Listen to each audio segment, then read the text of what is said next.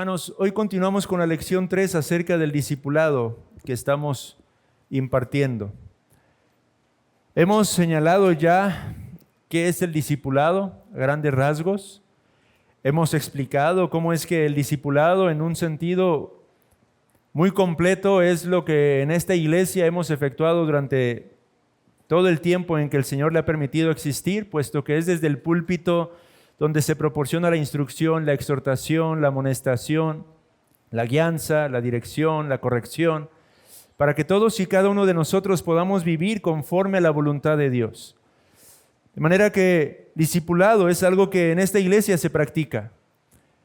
Sin embargo, hemos dicho que el discipulado abarca varios aspectos también. Y el aspecto en el que nos estamos enfocando en estas enseñanzas es en el discipulado relacional, como lo hemos llamado.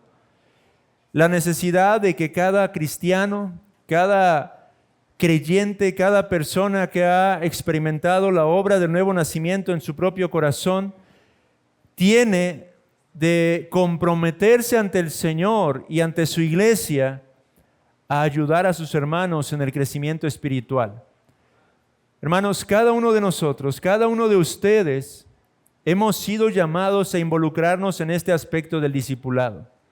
No todos hemos sido llamados a predicar la palabra desde un púlpito. No todos hemos sido llamados a proclamar quizá incluso el evangelio con un micrófono en mano en las calles de nuestra ciudad. Todos debemos de predicar el evangelio de una u otra manera. Pero de la misma manera todos deberíamos de ocuparnos en ayudar a otros a crecer en el conocimiento de Dios y en la piedad. Ustedes y yo, no importa si tiene meses de haber nacido en Cristo, si tiene años, cada uno de nosotros tenemos esa responsabilidad. Y esto es lo que estamos considerando, hermanos. La semana pasada vimos el por qué discipular y dimos dos razones. La primera mencionábamos para nuestro propio gozo. Y ya explicamos que eso no es egoísta cuando lo hacemos en conformidad y en sujeción a la segunda y a la principal razón, para la gloria de Dios. El día de hoy, hermanos, quiero considerar en esta lección, conforme al plan de estudios del material que estamos usando, que vuelvo a señalar que este material no es propio, es del Ministerio 9 Marcas. Hoy vamos a abordar algunas excusas que podrían estarse levantando en el corazón de los miembros de esta iglesia local para evadir su responsabilidad de discipular en cuanto al discipulado relacional, como lo estamos enseñando, hermanos. Por eso es que hoy se titula esta lección Venciendo las barreras y excusas. Ahora, quiero enfatizar algo a la luz de una pregunta que me hacían hace un momento y la semana pasada también. Hermanos, nosotros estamos hablando aquí del discipulado como un aspecto natural que debería desarrollarse en la vida de todo cristiano.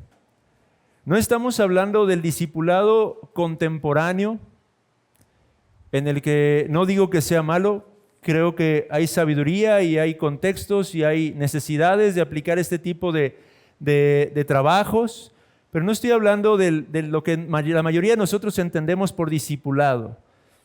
Y es que al venir de otras iglesias, de otros contextos, entendemos por discipulado un programa formal en el que enseñamos tal o cual cosa a cierta cantidad de hermanos o de personas que se están acercando a la iglesia.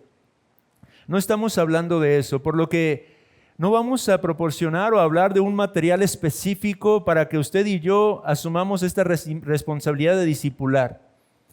Yo sé que hay materiales que han desarrollado denominaciones, iglesias. No estoy hablando aquí tampoco de grupos pequeños, de las famosas células. Estoy hablando de la responsabilidad que usted tiene delante de Dios de acercarse a un amado hermano en Cristo para ayudarlo a crecer. Sí, vamos a hablar de ejemplos, de formas en las que esto se puede llevar a cabo. Vamos a señalar estas cuestiones que son sumamente prácticas. Vamos a hablar de cómo puede hacerlo a través de la lectura de un libro en conjunto. Cómo puede hacerlo a través de afirmar, profundizar las enseñanzas que desde este púlpito se ofrecen. Cómo puede hacerlo a través de ir por medio de la palabra de Dios junto con un hermano en Cristo. Vamos a hablar de esas formas que naturalmente deberían de producirse en nuestras vidas como cristianos. Porque eso es lo que deseamos, hermanos. Al terminar este curso no vamos a establecer como pastores un programa formal de discipulado. Lo que vamos a hacer y seguiremos haciendo es exhortar al cristiano, a cada miembro de esta iglesia local, a la obediencia a su Dios, a que cada uno de nosotros asumamos nuestro llamado, a que cada uno de nosotros, por amor a nuestro prójimo, por amor a nuestro hermano, como hemos visto, y por el bien de nuestra alma, para la gloria de Dios, por el bienestar de la iglesia, estemos dispuestos a asumir este precioso privilegio que Dios nos ha concedido, hermanos. Ahora, hay algunas excusas que se pueden estar levantando en el corazón. Yo quisiera hacer una pregunta abierta para todos ustedes. ¿Cuáles son algunas razones que vienen a su mente por las que cree que una persona pudiera optar el no involucrarse en el discipulado relacional? ¿Qué razones vienen a su mente, incluso por las que usted quizá ha considerado, no, para mí no es eso, yo no me involucraría en esa labor? ¿O qué razones cree que pudieran estar pasando por la mente de otros hermanos por las cuales ellos decidirían, no me voy a involucrar en esa labor de discipular de manera personal a alguien? Yo espero que esté considerando algunas respuestas. El día de hoy vamos a ver 5 excusas. Quizá usted pensó en su mente otro tipo de razones, pero el día de hoy vamos a ver 5 que tengo aquí marcadas. Estas 5 excusas están divididas en 3 categorías. Las primeras 2 excusas corresponden a un problema de teología, un problema en su entendimiento teológico. La excusa número 3 corresponde a un problema de complacencia, lo ha llamado aquí el autor. Yo lo llamaría un problema de corazón. Y la excusa 4 y 5 lo han llamado que corresponde a un problema de insuficiencia, y aquí yo lo llamaría un problema de ignorancia. ¿Cuáles son estas 5 excusas?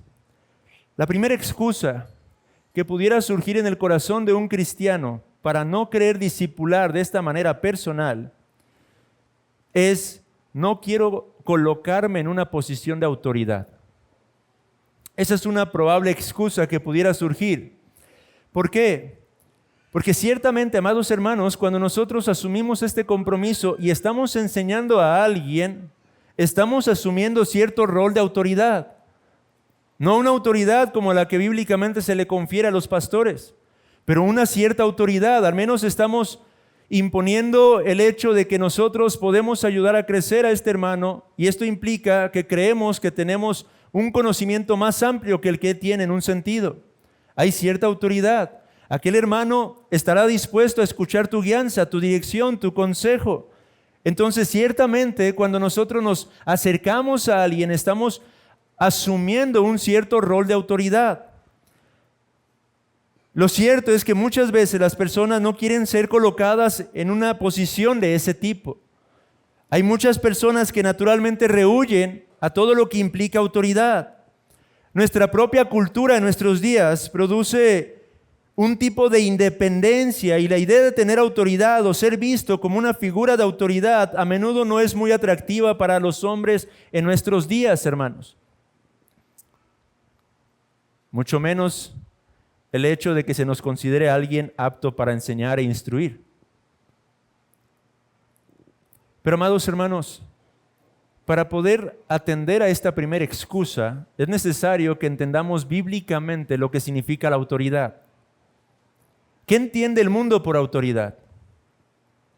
¿Qué piensa usted acerca de la autoridad? ¿Qué viene a su mente cuando considera el término autoridad? La Biblia, por ejemplo, nos habla de que la enseñanza de nuestro Señor Jesucristo era una autoritaria. Marcos 1:22. Estaban asombrados porque hablaba como alguien que tiene autoridad. Así es como Jesús exponía la doctrina, así es como Jesús hablaba. Cuando abría sus labios, Él hablaba con una verdadera autoridad. Ahora uno puede decir, pero es que Él es el Logos, Él es el eterno Hijo de Dios en la carne. Él es el dueño del cosmos entero. Él debe tener esa autoridad, pero amados hermanos, en Cristo y a través de Cristo, nosotros aprendemos la postura correcta de uno en autoridad. Porque Cristo, a pesar de ser quien Él es, Él vino a este mundo como no un líder autoritario, sino como un siervo amoroso, hermanos. Jesús se reveló como un siervo amoroso.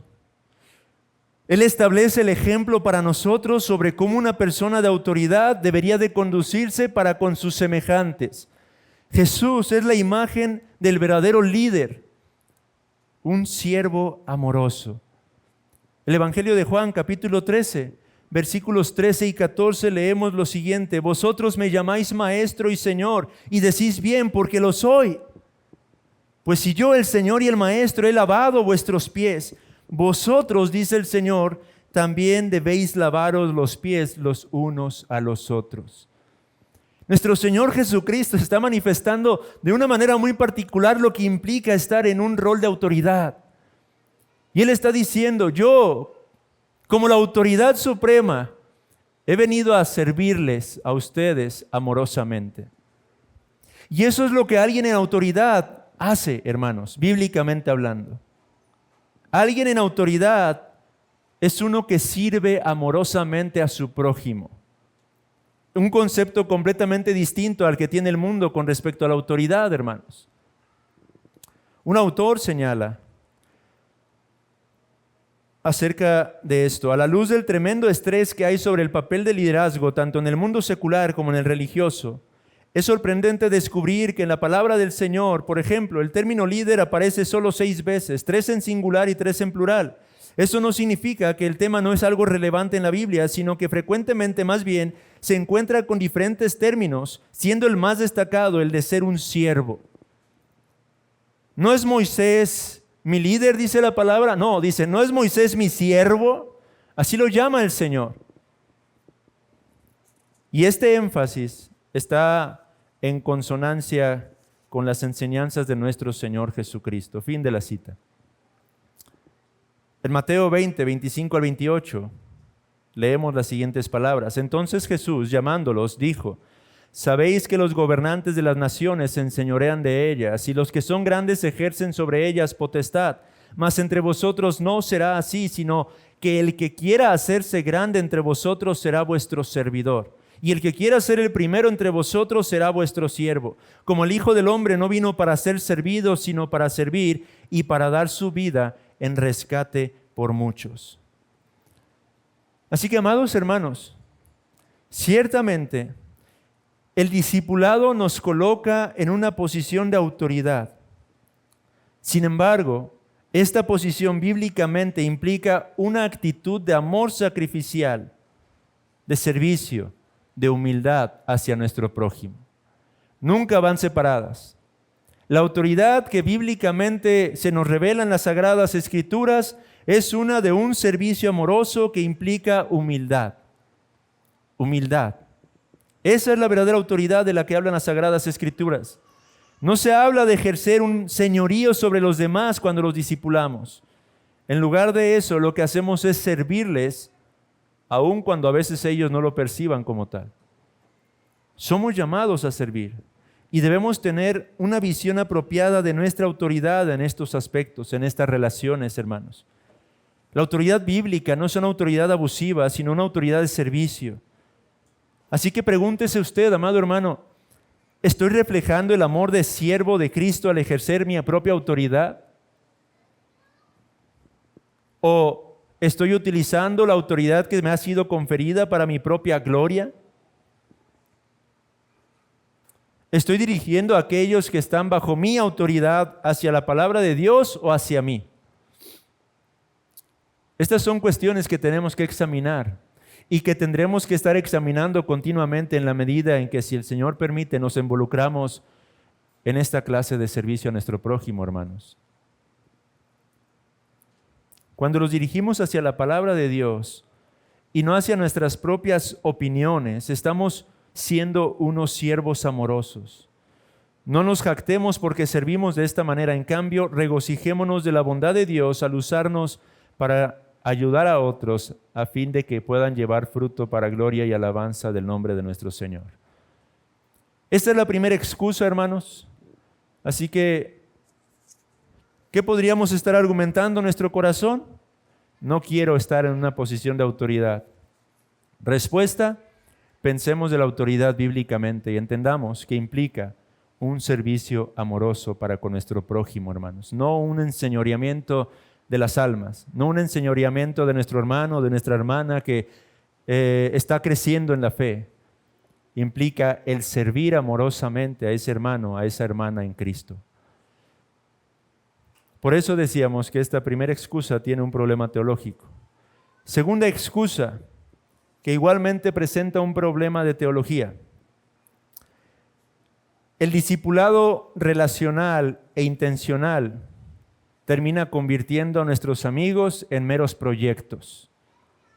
Esa es otra excusa que podríamos pensar en nuestros propios corazones.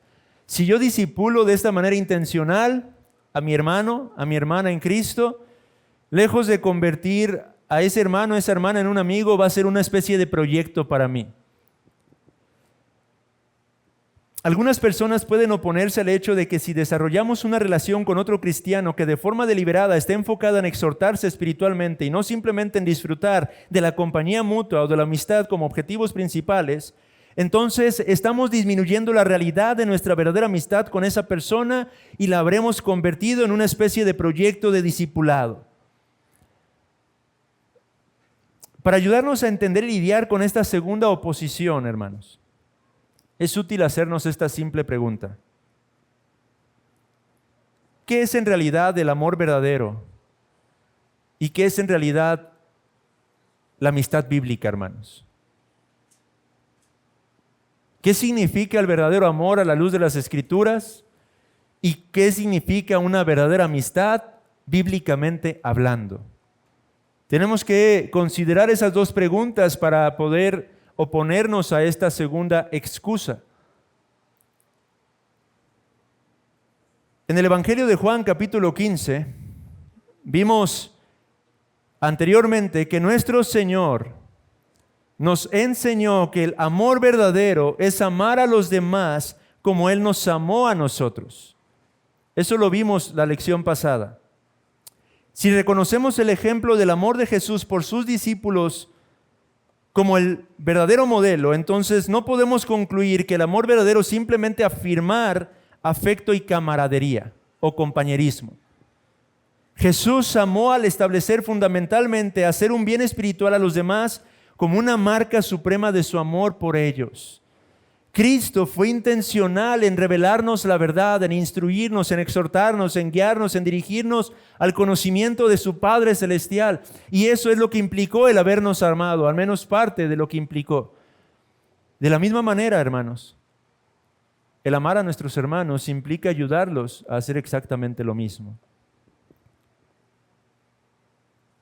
En Juan 15:15, Jesús dijo: ya no os llamaré siervos, porque el siervo no sabe lo que hace su Señor, pero os he llamado amigos, porque todas las cosas que oí de mi Padre os las he dado a conocer. ¿Pueden verlo? Los voy a llamar amigos. ¿Por qué? Porque paso tiempo con ustedes. No. Dice él, porque todas las cosas que oí de mi Padre os las he dado a conocer. Por lo tanto, la amistad de Jesús era manifestada al revelar la voluntad de su Padre. Su amistad para con los discípulos se manifestaba en la medida en que Él los ayudaba a conocer a su Padre. La amistad, hermanos, de la misma manera es mostrada cuando nosotros compartimos la voluntad de nuestro Padre a nuestro prójimo. Ellos no terminarán convirtiéndose meramente en un proyecto para nosotros. No fue lo que ocurrió con Jesús. Jesús los amaba revelándoles la verdad, hermanos. Vea Efesios capítulo 5, versículos 1 y 2.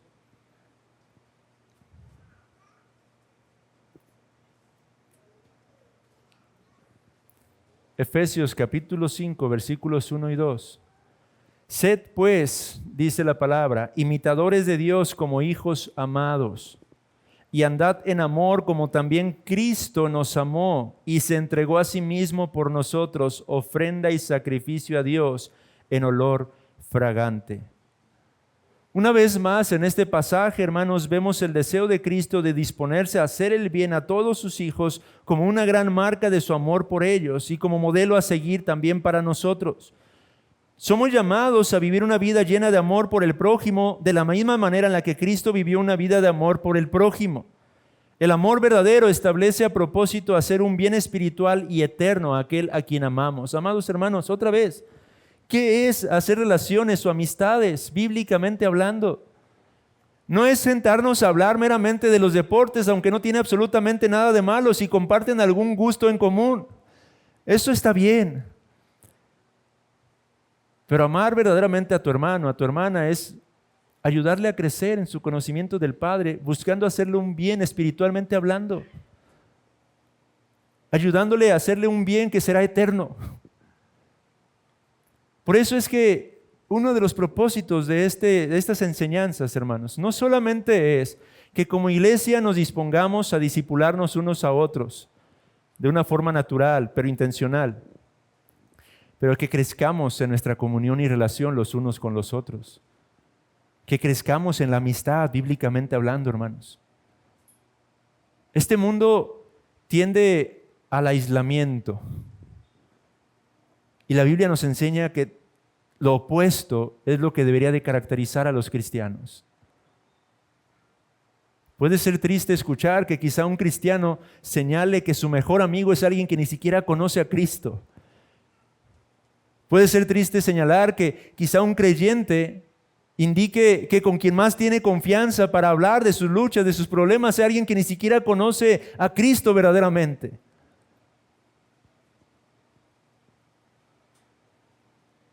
Algo está fallando ahí, hermanos.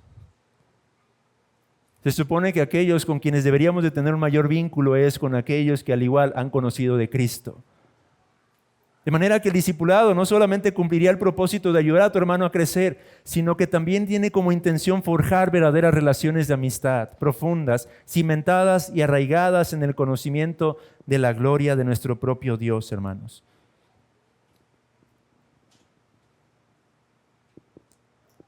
Ahora, dicho esto, ciertamente es posible terminar convirtiendo a las personas en proyectos. Podemos hacer que un amigo se convierta en un proyecto al demandar una especie de adhesión rígida a algún programa establecido, o cuando no nos preocupamos por los sentimientos actuales de nuestro amigo, o cuando compartimos simples versículos bíblicos sin tomar tiempo para entender la lucha que se encuentran enfrentando. Esto puede pasar, hermanos. Puede pasar que quizá cuando comencemos a obedecer al Señor, buscando discipular intencionalmente a nuestro hermano, a nuestra hermana en Cristo, de pronto llegue el día en que nos sentamos a hablar del capítulo que habíamos quedado, pero nuestro hermano trae otro tipo de luchas, quisiera hablar de otras cosas, pero tú te enfocas tanto en, no, vamos a hablar del capítulo, de eso quedamos. Estamos perdiendo la esencia del discipulado, hermanos. No se trata de ceñirnos a un programa, se trata de relacionarnos y ayudarnos a crecer. No vamos a hablar de otra cosa salvo del capítulo que quedamos de las Sagradas Escrituras. Pero es que, hermano, traigo una lucha, traigo una inquietud, no entiendo qué está pasando en cuanto... Hermano, vamos a hablar de lo que quedamos. Al hacer eso, está usted convirtiendo en proyecto a esa persona. Y es algo con lo que tendremos que luchar. O si usted simplemente a la distancia solo comienza a dar ciertos textos, hermano, lee esto, ¿no? Y cree que al hacerlo ya está cumpliendo con un discipulado, hermano, una vez más, se está equivocando. Así que, ¿cómo podemos evitar hacer de una persona un proyecto? ¿Qué piensa usted, hermano, acerca de eso? ¿Cómo podría usted evitar caer en este extremo de llegar a ver a su hermano, a su prójimo, como un mero proyecto? Al final del día necesitamos ser fieles a Dios y a la Escritura en esto, hermanos. Habrá momentos cuando tendremos relaciones con personas que simplemente no se sentirán amados a través de una relación intencional enfocada en su bien espiritual. Algunas veces esto ocurrirá porque creen que su enseñanza o su discipulado intencional no tiene sentido de obligación, ni de un amor real hacia ellos. Otras veces ocurrirá cuando alguien realmente no cree que cuidar su alma es lo más importante de su vida. ¿Qué quiere decir con esto? Que a menudo tendrá luchas, enfrentará dificultades, se acerca a un hermano, quiere ayudarlo a crecer, pero no está leyendo en lo absoluto. Le pregunta, hermano, ¿cómo te fue? Platiquemos acerca de lo que estábamos considerando. Hermano, es que no tuve tiempo en esta semana, no pude hacerlo. Habrá luchas en ese sentido, hermanos. Pero una vez más, no olvide que la motivación o el enfoque debe ser el aspecto espiritual. Así que tenemos que procurar mantener un buen balance de gentileza, amabilidad y claridad en este punto. Queremos ser amables, gentiles, para ayudar a una persona a entender y percibir el amor que tenemos hacia ellos en Cristo, pero al mismo tiempo, especialmente con cristianos menos maduros, no queremos ver nuestra forma de relacionarnos con ellos ser dirigida por sus necesidades superficiales. Con esto, ¿qué quiero decir? Que a menudo también tendremos que ayudarlos a centrarse en cosas más profundas, más importantes. Que a menudo quizá nuestros hermanos más inmaduros ciertamente van a estar quejándose de muchas cosas en su vida, pero a menudo tendrá que escucharlos, pero redirigirlos apropiadamente, sabiamente y con gracia a las cosas que son importantes en la palabra de Dios para que ellos puedan seguir creciendo y madurando a través de esas dificultades. Lo que deseamos no es convertirnos meramente en una especie de terapeutas para escuchar sus problemas o sus dificultades. Queremos ayudarlos a discernir la palabra de Dios aplicada a sus propias necesidades.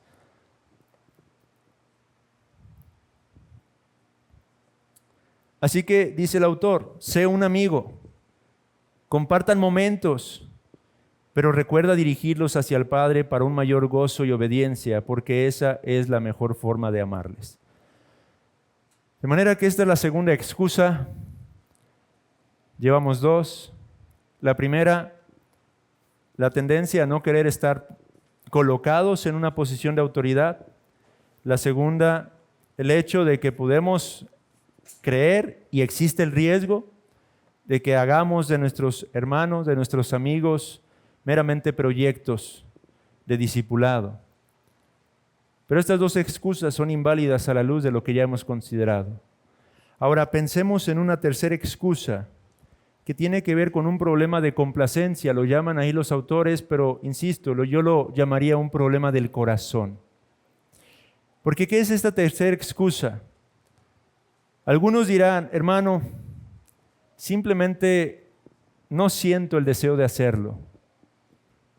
Y además ni tiempo tengo para eso. Amados hermanos varones que trabajan, que son empresarios, esta puede ser una excusa que ustedes pudieran estar estableciendo inconscientemente quizá. Amadas hermanas, también con tanto trabajo que tienen que desempeñar y llevar a cabo, mucho más a veces que nosotros los varones, también pudieran pensar, no tengo tiempo. O la otra, simplemente no siento el deseo de hacerlo. Hermanos, vivimos en un mundo sumamente acelerado, una vida realmente acelerada. La mayoría de las personas que viven en los alrededores y muchos de nuestra ciudad están llenos hasta el punto de saturación de cosas que son relativamente buenas. Hay una saturación en la vida de la humanidad en estos tiempos. Pero considerando todo lo que hemos recibido de Dios, por su gracia, de su iglesia, ¿qué se nos dice acerca de nuestro entendimiento del amor? El hecho de que acaparemos esas bendiciones solamente para nosotros. Es decir, a menudo esas muchas ocupaciones obedecen a bendiciones que Dios mismo nos ha concedido. Sí, amado hermano, quizá tienes un muy buen empleo, un muy buen trabajo, es una bendición de parte de Dios. Pero lo enfatizo, de parte de Dios. ¿Y qué dice la Biblia con respecto a la forma en la que deberíamos de hacer uso de esas bendiciones que Dios nos ha concedido? Muchas veces, mencionan aquí el autor, ayuda a establecer un enfoque en las cosas que realmente son importantes en la vida, las cosas que la Biblia especifica como más importantes. Piense por un momento en cómo Dios le ha cuidado, le ha amado, le ha perdonado, le ha bendecido, le ha consolado. Y mientras piensa acerca del amor, el perdón y el cuidado de Dios para usted, este pensamiento debería hacerlo o motivarlo a hacer lo mismo con los demás. El hecho de que tenemos grandes bendiciones ya nos habla acerca del gran amor que Dios nos ha concedido y por lo tanto de la responsabilidad que nosotros como consecuencia deberíamos de procurar manifestar para con aquellos que nos rodean también. La Biblia nos enseña que somos llamados a amar a los demás porque Dios nos ha amado a cada uno de nosotros. La Biblia nos enseña y nos llama a recordar que la vida no está completa sin Cristo. Y si nuestros amigos no viven la vida de la manera en la que Dios espera que lo hagan, entonces no están viviendo su vida al máximo. Elegir, por lo tanto, no motivarlos a vivir la vida con Cristo no es algo amoroso, dice un autor. Repito esto, elegir no motivarlos a vivir la vida con Cristo no es algo amoroso.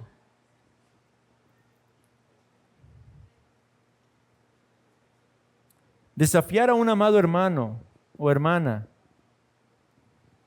a perseverar viviendo su vida con Cristo es lo más importante y significativo que podemos hacer por ellos, hermanos. Y lo mismo aplica para nuestras propias vidas.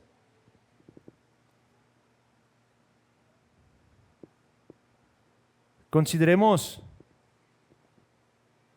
aquellas personas que nos han ayudado a través de nuestra fe y que en algún momento nos han llevado a luchar contra el pecado.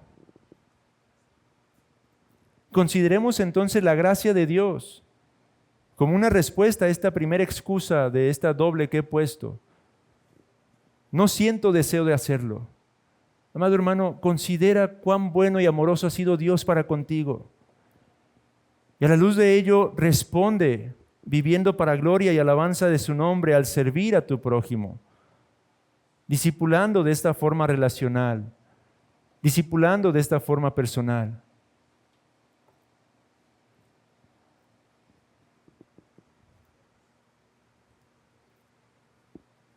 Pero ¿qué si tu problema es el tiempo? ¿Qué si tú señalas que no tienes tiempo para discipular a otros? Con toda seguridad, hermano, si usted medita en su agenda, encontrará que hay cosas de menor valor que podría eliminar para tener tiempo y llevar a cabo esta labor que el Señor le demanda. Esta excusa, hermanos, más que una excusa práctica, es una excusa que tiene que ver con nuestros deseos y prioridades, hermanos. Lo hemos dicho en otras ocasiones, habiéndolo escuchado de un predicador, pero si las redes sociales existen, decía ese predicador, es para manifestar que los cristianos sí tuvimos tiempo. ¿Cuánto tiempo pasa en el celular, hermano? Sinceramente. ¿O cuánto tiempo pasa pegado en la pantalla, en el monitor?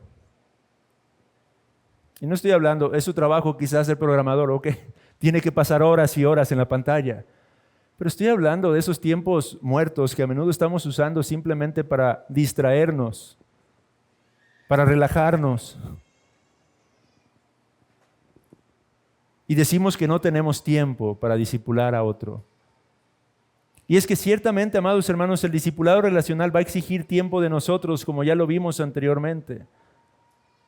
No es algo que podemos hacer de manera sumamente ligera.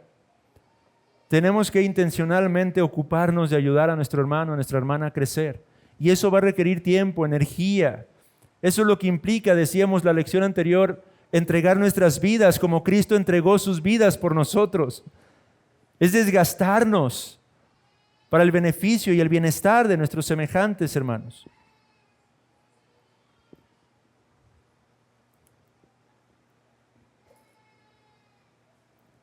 Ahora, más adelante en las lecciones consideraremos cómo hacer un estudio de la Biblia, el uno con el otro, cómo orar juntos. Pero si usted no tiene mucho tiempo para prepararse para una relación de discipulado, considere cómo puede utilizar el ministerio local de enseñanza y predicación como fundamento para la enseñanza sobre las relaciones del discipulado. Es decir, Vamos a hablar de cómo poder llevar a cabo una lectura de un libro junto con otro hermano. Cómo llevar a cabo la lectura de la Escritura junto con otro hermano. Cómo tomar tiempos de oración junto con otro hermano. Pero usted puede decir, es que yo no tengo tiempo para dedicar sinceramente a otras cosas extraordinarias. Bueno, venga a la iglesia, venga el día del Señor, aliméntese de la palabra de Dios, tome sus notas, tome en su corazón lo que Dios está hablando a su propia alma y emplee esas verdades para ayudar a su hermano a crecer, para afirmar esas verdades, para afianzar esas verdades en el corazón de su prójimo y en el suyo propio, hermano.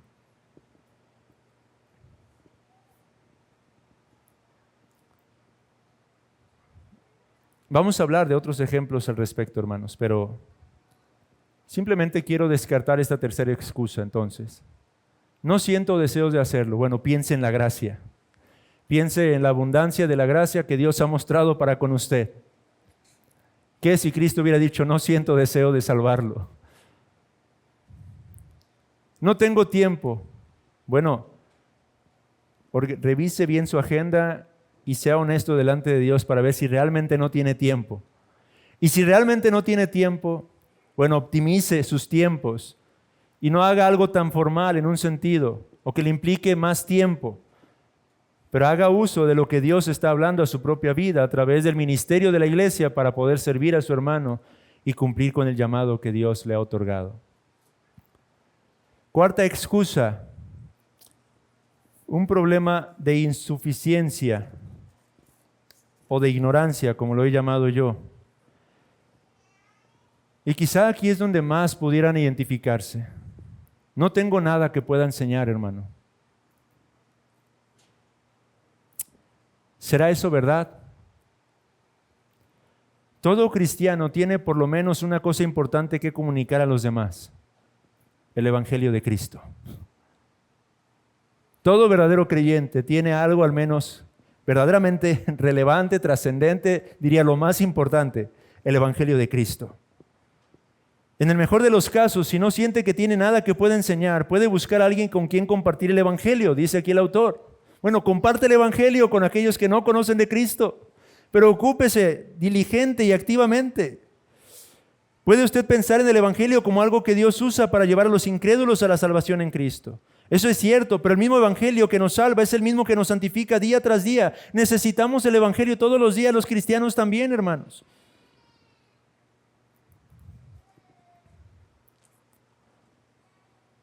A través de la carta de Tito, Pablo declara que una de las mejores cosas que podemos hacer es recordar a otros creyentes las verdades básicas del Evangelio. Ve a Tito capítulo 3, versículos 1 al 8. Dice allí la palabra del Señor. Bueno, voy a leerlo acá.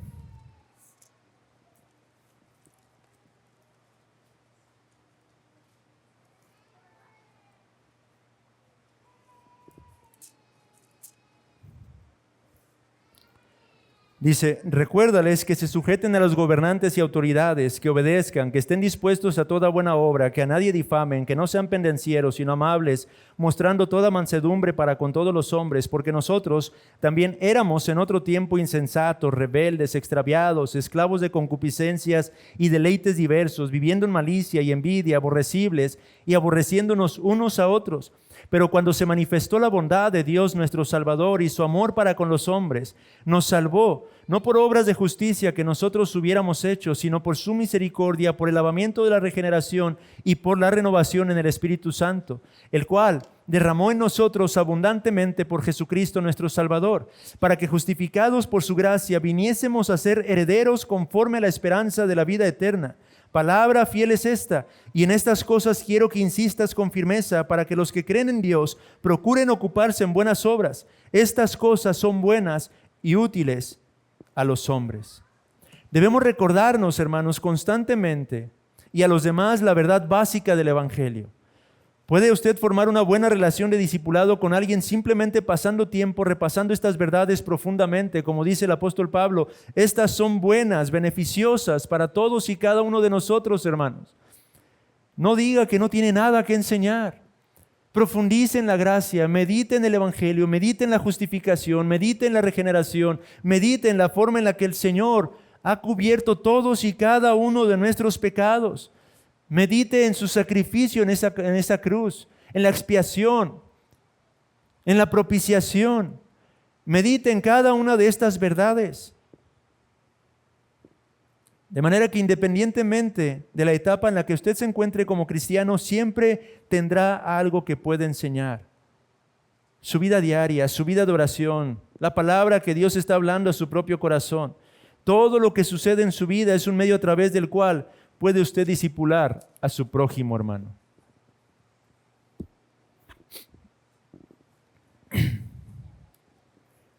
Y excusa número 5. Voy a mencionar esta excusa y vamos a tener que dejar inconclusa la lección por el tiempo.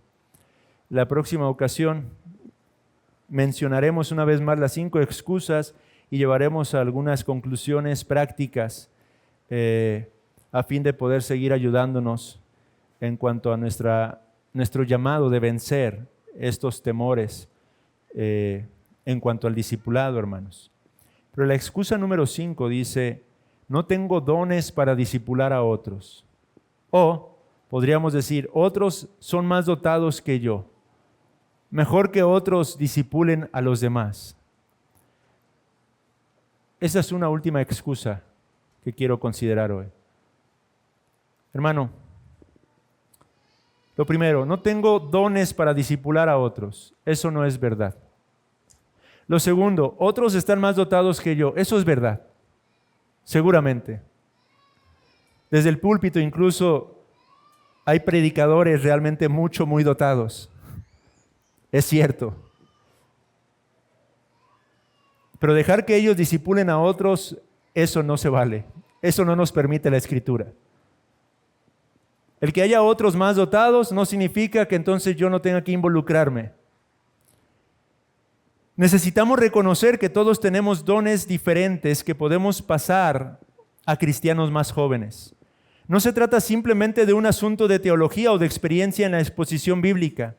Puedes discipular a alguien al enseñarles cómo orar diligente y efectivamente, por ejemplo, simplemente escuchando sus luchas, permitiéndoles estar contigo mientras modelas tu vida para ellos, etc.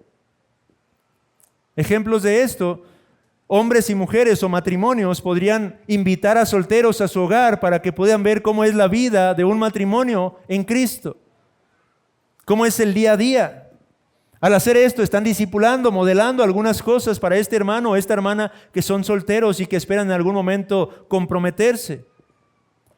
Hombres y mujeres cristianos profesionistas, solteros, podrían acercarse a hermanos que están estudiando quizá en el nivel universitario para hablar con ellos acerca de las luchas que ellos mismos tuvieron que enfrentar, la forma en la que prevalecieron, la forma en la que quizá tropezaron y las consecuencias que esto acarrió sobre sus propias vidas espirituales, pero la gracia posterior que en Cristo pudieron considerar.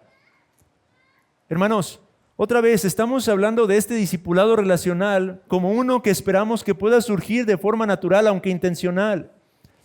No es algo estricto, rigurosamente hablando, no es algo que se tiene que ceñir a algún tipo de estructura. Estamos hablando de enseñar a otros a vivir la vida cristiana conforme a la palabra de Dios. El discipulado se trata fundamentalmente de llevar personas a la verdad de Dios. Y usted y yo somos llamados a ser un instrumento para tal fin. Si en este punto de nuestra vida cristiana no nos sentimos competentes o con confianza para enseñarles a otros acerca de la Biblia, entonces consideremos leer un buen libro de Cristo con alguien. Hermanos, voy a contar un secreto, que no es tan secreto porque muchos de ustedes lo han vivido. En el pastorado me he sentido sumamente incompetente, falto. Hay tantas cosas de las que soy ignorante que no me han enseñado a mí. Y cuando alguien se acerca y definitivamente no sé cómo abordar esa situación, lo que hago es conseguir un buen libro y ponerme a leer con ese hermano ese libro. Y así he aprendido muchísimo, todo este año. Hermanos, no temamos a decir, hermano, no sé cómo ayudarte en este aspecto. Vamos a buscar un buen libro y vamos a leerlo juntos. Y vamos a aprender juntos. Es una forma de ayudar a otros al mismo tiempo que crecemos. y entendemos. Quizá en ese caso sí va a tener una mayor responsabilidad porque tendrá que estudiar más diligentemente ese libro para entenderlo lo más profundo que pueda.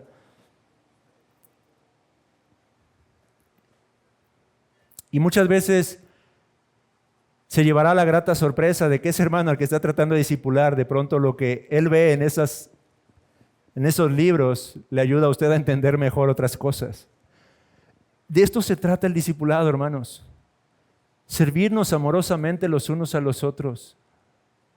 Crecer juntos. Ayudarnos juntos. Llevar las cargas juntos los unos de los otros. Ahora recuerde, discipular no es algo que usted va a hacer por usted mismo. Fundamentalmente, además de nuestro propio entendimiento del Evangelio, lo más importante que puede hacer por un amado hermano en Cristo es ayudarle a involucrarse en el ámbito de la iglesia local.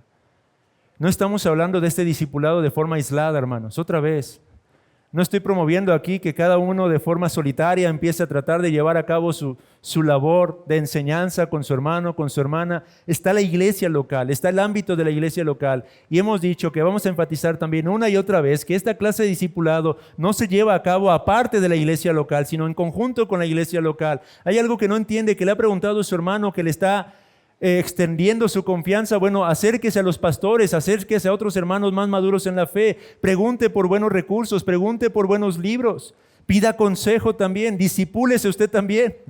Busque a alguien que le ayude a crecer en su entendimiento de este aspecto en particular. De esto se trata este discipulado, hermanos. Ayude a ese hermano a involucrarse en la iglesia e involúcrese usted mismo más en la iglesia para que ambos puedan ser discipulados en medio de la congregación por hermanos con más dones o con dones particulares a la deficiencia que usted está experimentando. Esto es lo valioso y lo bello de la iglesia local, hermanos. Tenemos que señalar esto y no podremos enfatizar demasiado esta realidad. El discipulado nunca debe ser visto como una tarea individualista, sino como un asunto de la congregación. Estamos juntos como un mismo cuerpo y somos llamados a crecer juntos. Aunque algo valioso para esto es poder acercarnos de forma relacional y personal con aquellos que nos rodean, hermanos. Vamos a concluir aquí. Vamos a hablar la próxima ocasión, la conclusión de esta lección, en donde señalaremos algunas formas para vencer los temores a esta labor, algunas formas para lidiar con esos temores, los temores al fracaso, los temores a fallar, a no hacerlo correctamente. Amados hermanos, entiendo que para algunos de ustedes puede ser algo digno de temer, y qué bueno. Me preocupo cuando alguien lo ve muy ligero, pero cuando lo ven con cierto temor, eso es bueno. Pero hay un temor que no es sano y hay un temor que es el adecuado. Y vamos a hablar un poco de eso la próxima ocasión para concluir esta lección, hermanos. Mientras tanto, pregunte usted o pregúntese, ¿cuáles son algunas de sus propias excusas como para no querer eventualmente involucrarse en este privilegio y responsabilidad que Dios en Cristo le ha concedido? ¿Hay algunas otras además de las que hemos señalado el día de hoy? ¿Cuáles son? ¿Y qué respuesta bíblica podría usted encontrar a esas excusas? Que el Señor nos ayude, hermanos. Espero que poco a poco vaya la membresía adquiriendo un mejor entendimiento del por qué estas lecciones, del por qué consideramos que es necesario esto en nuestra iglesia local y cuál es el impacto que esto podría tener realmente para la salud espiritual de esta iglesia local, hermanos. Déjenme orar brevemente para tomar unos minutos y prepararnos a fin de comenzar nuestro culto.